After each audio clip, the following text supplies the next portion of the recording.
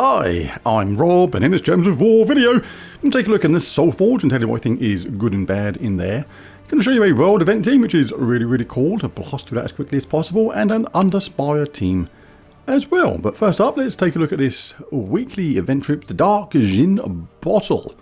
Okay, intriguing. Eliminates magic +1 off a random skill from an enemy, boosted by purple gems. Then summon either the that doesn't make any sense. Then summon either the Djinn, Almandir, Ilfrit, or Dao. Do. So that eliminating the skill is not that good because you can't select it. You can only select who you're gonna cast that on. It's only going to be really effective on the top troop a lot of the time. Otherwise, you're sort of hoping it's going to come off the skill of another troop which you would like to affect. For example, if you've got somebody who's near dead up the top, but it decides to take it off their attack instead, that's not that useful. If they're very dangerous on the attack up the top and you want to take it off the attack and it takes off their armor or something, that's not that useful.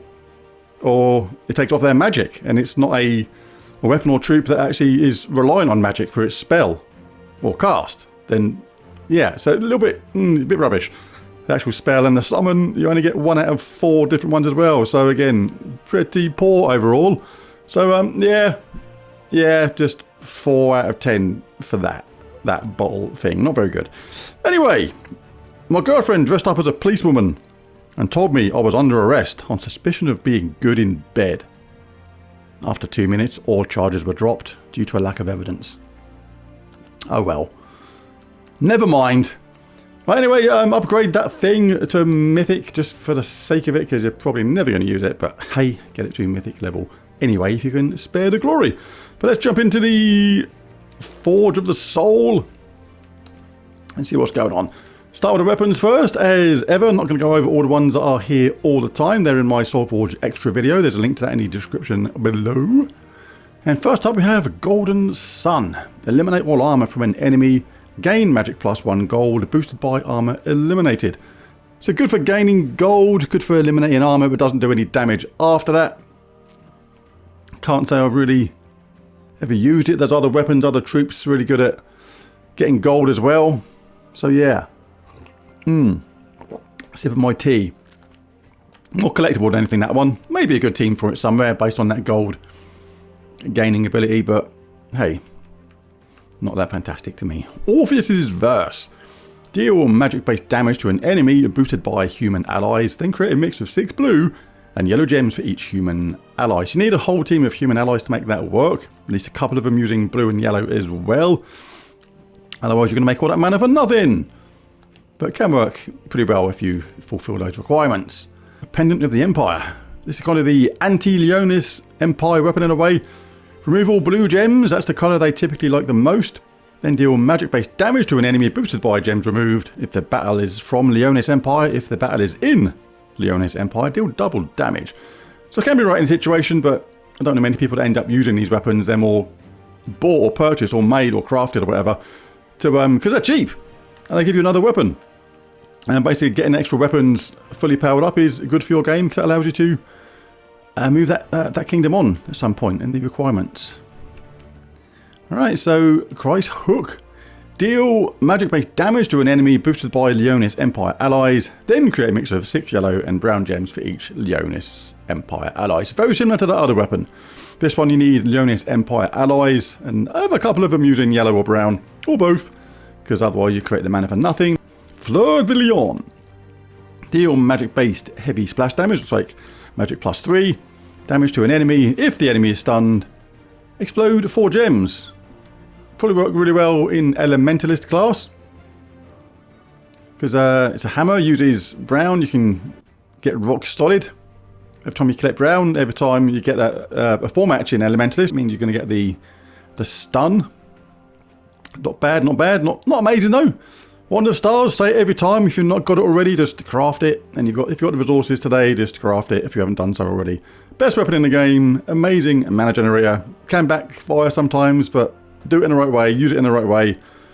And it can be absolutely a fantastic weapon, and it's got the benefit of that. Bless all the curse as well, absolutely superb stuff. And what else we got? We have the King's Dagger. They lost the Queen's Dagger, so they're to settle for the King's one. Explodes magic +1 blue gems. Grants a random status effect to all rogue allies. Then summon a rogue troops for a nice explodey summoning weapon there. I do like them. Really, really good for early and mid-game players. That summon on these kind of weapons really coming in handy. Used to use these a lot in the early days, those explodey summoning weapons. Doomed Promise. Give 2 magic to all allies, +1 per tempering level, and give magic +2 armor to yellow allies.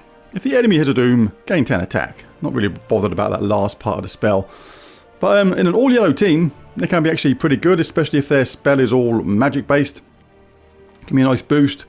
Just 18 is slightly high mana cost for it, but again, if you're in a team that can generate mana really quickly on yellow, then it can be a nice boost to getting some more power from your team. And what else have we got? We have the Lion's Reach lingering around at the bottom like a sneaky lion, waiting for a badger to run across unexpectedly to eat. Anyway, it explodes magic +1 blue gems. Grants a random status effect to all Leonis Empire allies. Then summons a Leonis Empire troop. So another explodey summoning weapon. Take your teeth into. Do like that one. Do like the explodey summoning weapons. Right, so nothing too fantastic there overall. I would say nothing absolutely essential.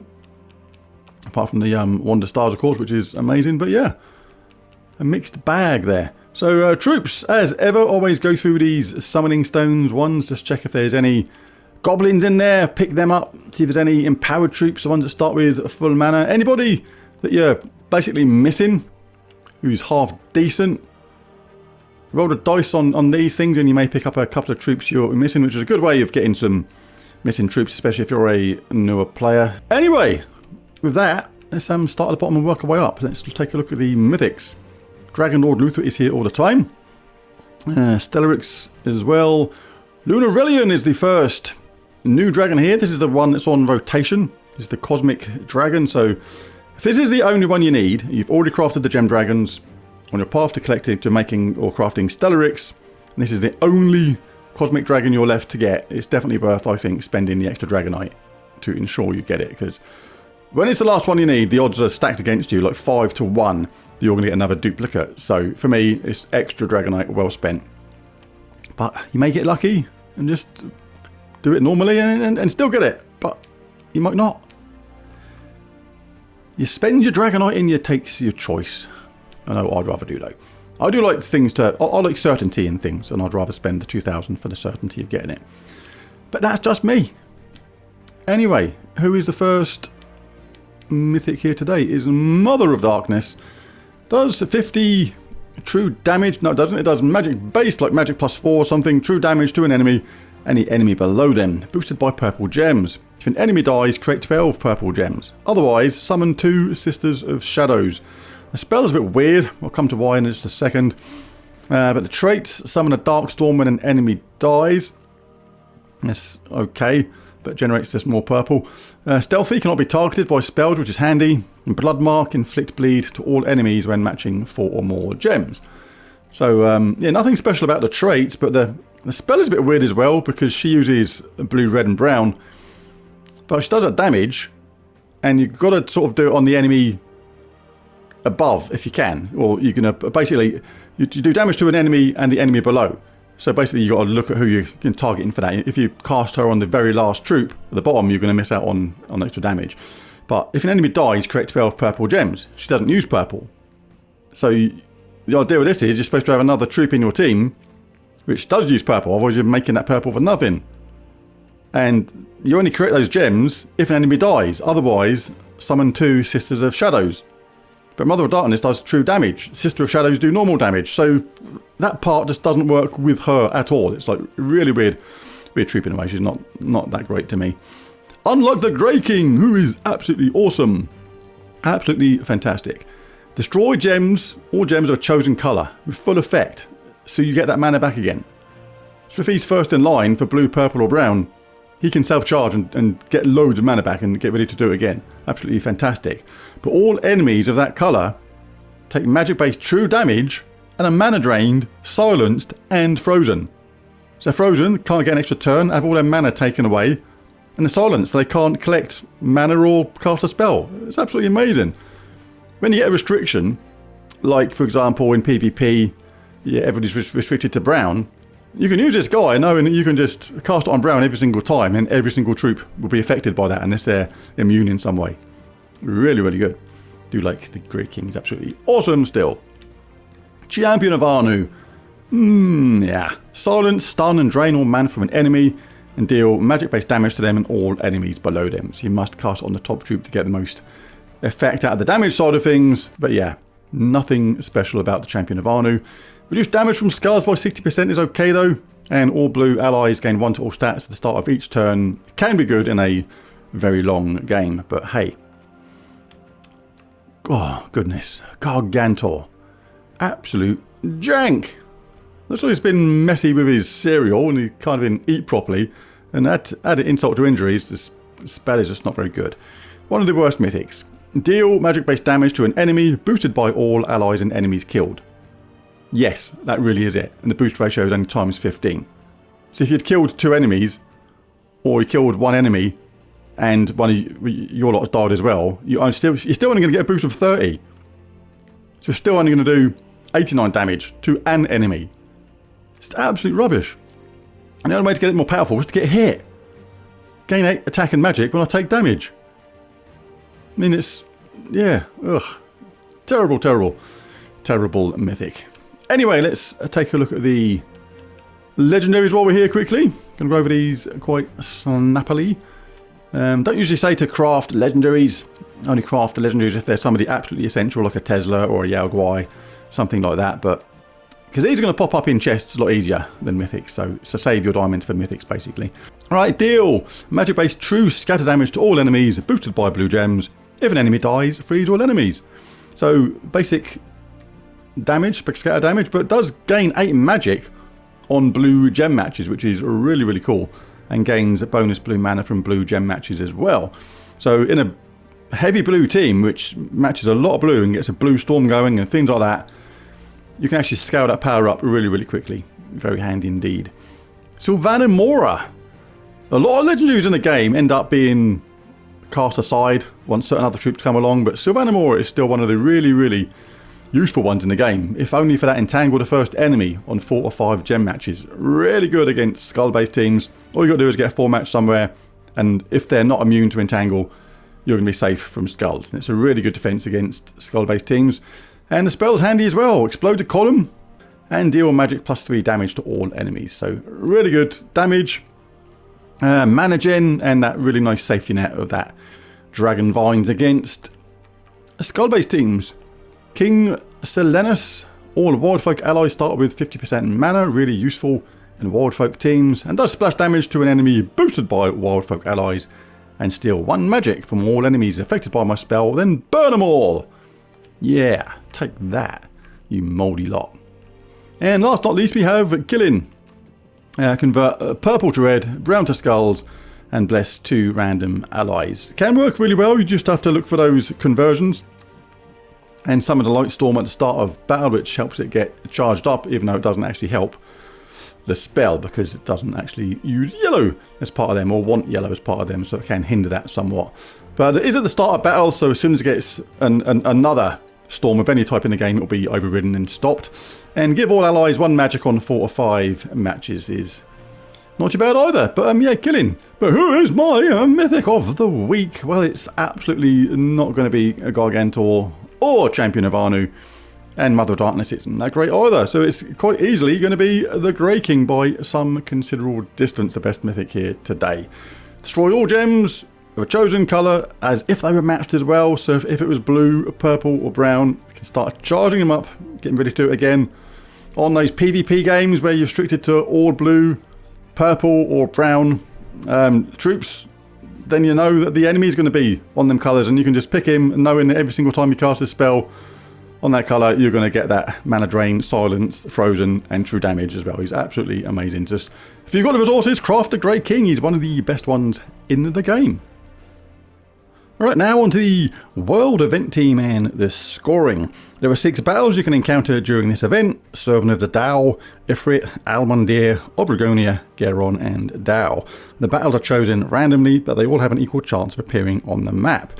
And you can find the following rewards from each of the different battles, and I'll simplify the scoring system just to make it easier for you to see which one you need to battle to get the most points. Servant of the Tao gives you 1 crown key, Ifrit 2 crown keys, Almandir 2 crown keys, Obregonia 8 crown jewels, Geron 9 crown jewels, and Tao 9 crown keys. Each crown key is worth 5 points, each crown jewel is worth 2 points. The battles against Servant of the Tao, Ifrit, Almandir and Tao will drop a variable number of crown keys, on average about 1.18 times the base amount. So let's take a look at the team. I've got a Tao straight away.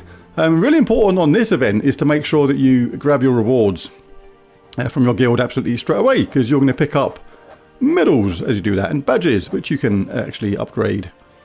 Let's see what we get from here. An Orb of Growth, how wonderful. Anyway, we can evolve the badge, can get it upgraded, and then we're going to get a nice bunch of extra damage. When you get it evolved to a Medal of Sands, you're going to get a whopping 160% spell damage for all troops in the current event. And even as a Badge of Sands, you can get a 40% spell damage boost. That's really worth doing on its own. So we are going to absolutely make use of them.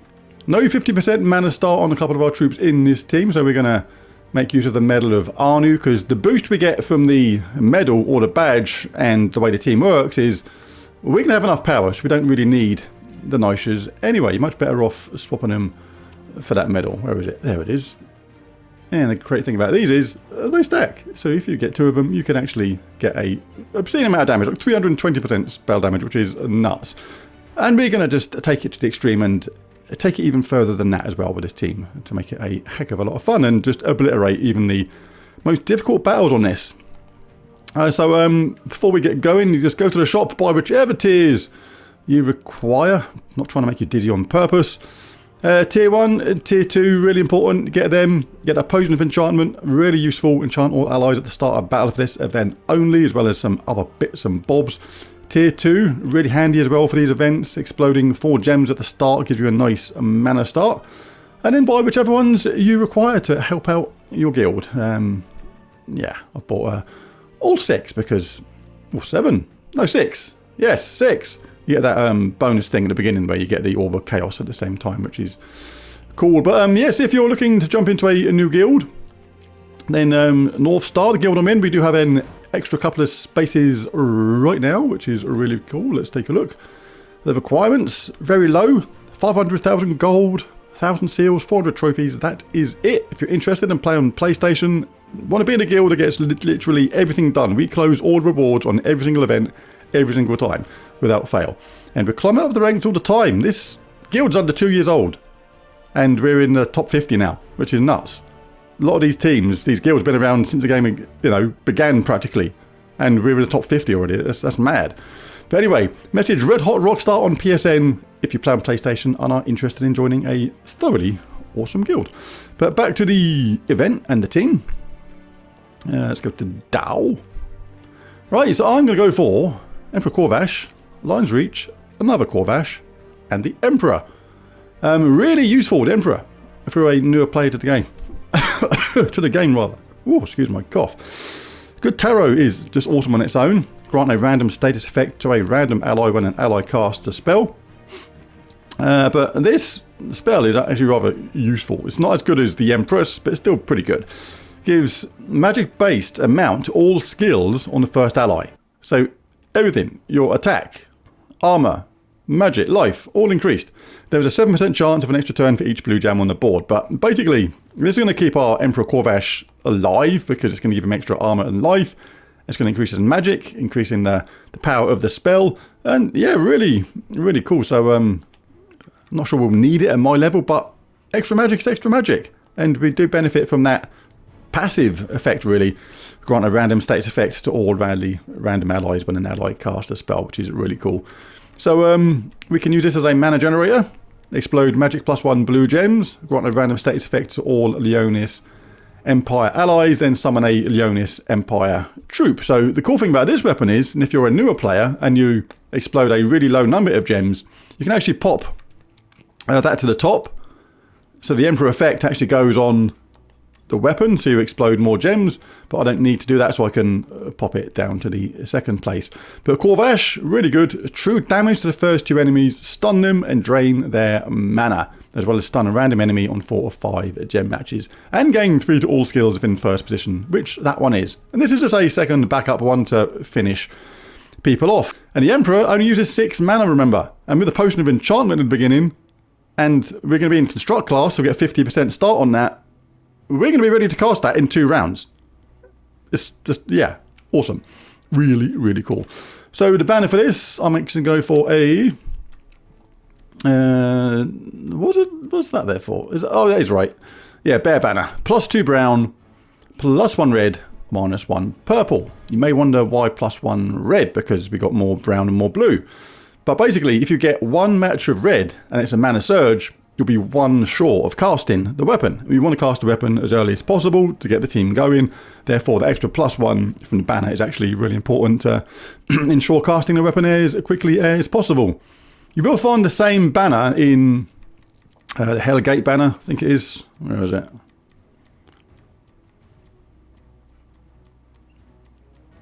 I'll go past it. Oh, the gate banner, there it is. Yeah, like, that's still got +2 brown, +1 red, but -1 yellow. You don't actually want that one, because if you want the option and you've got the troop, you can actually swap out one of the Emperor Corvashes for Manticorus, which would be a good option. So a mythic option for this would be to chuck in a Manticorus in place of a Emperor Corvash, and that's going to do a true damage to 3 random enemies and drain 8 mana from them. If the enemy is poisoned, drain double the mana, and it will poison a random enemy with matching blue gems. So this will work really well with that, and does create an Ice Storm at the start as well, which is blue. So if you're feeling brave, you can put that actually in place of the first Emperor Corvash, and once they get boosted up by the Emperor, that would be really cool. So apart from that, there's not many decent options in here to pick from, to be honest. So going to roll with this team. Let's take it out here and see how it does. We've got our Medal of Honor on, we've got our 50% start on 2 of our troops. We've got our exploding gems at the beginning. There we go. That's ready already, look. Explode them gems. Corvash is ready. Let's get the second one up first. The important thing about a team like this is not to sort of rush. Because if we cast this now, yeah, we can kill them top 2 enemies, but then we'll be mana blocked on the blue and brown for the second Corvash. So much better to just get both Corvashes ready. By the time we cast this one now, because of the Potion of Enchantment, the second one will be ready. Boom! Job done. I jumped forward a little bit, but yeah, this team still going through the enemy like a knife through butter. Very, very straightforward. Got to remember to get the weapon going at the beginning. Wait to see what the Potion of Explosion does, but the weapon's charged itself anyway. Blow up them blue gems, grab some blue or brown for the second Corvash, and you'll be good to go. The enemy's getting a bit excited there, thinking they were doing something. Wipe out the first 2, the second Corvash wipes out the next 2. So if you need to use your Emperor at the bottom as well to give your top troop a boost, then you can absolutely do that. Oh, look at this. I've been getting loads of these like this. Lowest possible ones. Really annoying. Stupid servant of the Tao. Yeah, it's got a red. Pull up the blue. Next round, the second Corvash should be ready anyway, because the Potion of Enchantment, and the job will be a good one. That was quick. Good, good. Carry on.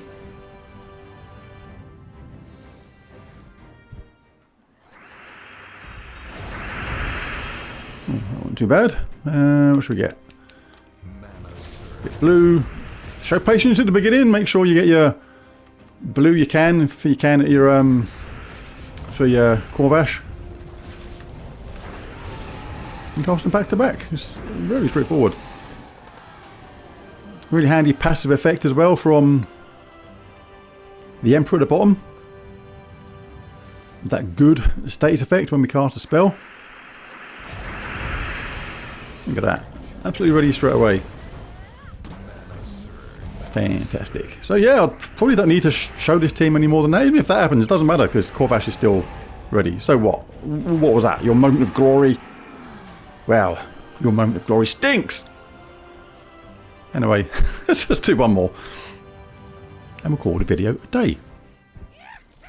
Or the world event video a day. We've still got the Underspire team to come. There you go. Second Corvash is ready next round anyway, and job done. Super duper. Now on to the Underspire team. And this is going to be a pretty quick Underspire team video because it's basically the same team again because we got pretty much exactly the same restrictions. Same restrictions on the weapons, same restrictions on the troops. So yeah, it is what it is. Just, this time it's going to be a bit more important to employ the Emperor a bit more efficiently because on the later levels you're definitely going to want to cast him to give that nice boost to the top troop Emperor Corvash to increase the amount of damage you do on those enemies and get them wiped out of there pretty quickly. So I'll just show a couple of battles here because it's going to run very similarly to the world event team. Obviously you don't get the potion of enchantment this time, so important to get the weapon charged up as sharpish as possible. Take a couple of skull hits as we go along maybe. If we do that then obviously we can we'll grab that there. Maybe wipe out a couple of enemies first and then it only takes one cast of Emperor Corvash to sort out those enemies. But again, same rule as before. Cast a weapon if you can. Make sure you get the second Corvash ready if you can. But we've killed one already, so we're down to the last one. Or last two enemies in this. Finish them off. If you're a newer player, use the boost from the Emperor to increase your power, increase your armor, increase your life, make yourself more livable. And we'll just do one more because it is the same. It's the same but different. We just don't get the potion of explosion and the potion of enchantment, so it's not going to be quite as quick that way. But we'll grab that for all those different benefits there. So you can actually on these early stages just see if you get a couple of skull hits to wipe out the enemy quickly that way. But otherwise we'll take some blue for the second Corvash. Didn't get another bit of blue, so we'll take some red. And then we'll cast a weapon that will charge up to second Corvash. And the draw will be done. So you're not as quick as the world event team due to the various things we're missing, like the potion of explosion, the potion of enchantment, the extra power we get from the medal. That's really, really important as well. But we can make ourselves more powerful using the Emperor. We'll be ready in no time at all. Could use his blue.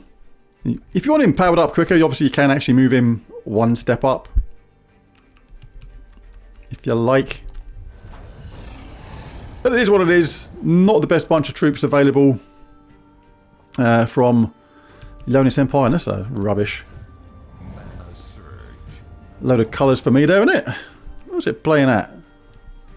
How awkward can it be? It's like saying, aha. I'll just make only colours appear on the board that you don't have. Still doing it. What the heck? Oh, come on, game. This is what happens when the game's in a bad mood with you. Hey, finally we get something which we actually want. Thank you. Finally. Eventually. Goodbye. Anyway, there's the team. There's the video. If you enjoyed it, it'd be really cool if you bash that like and subscribe button. It really does help. And feel free to share the video wherever you like because that really helps the channel grow. But thanks for watching and bye for now.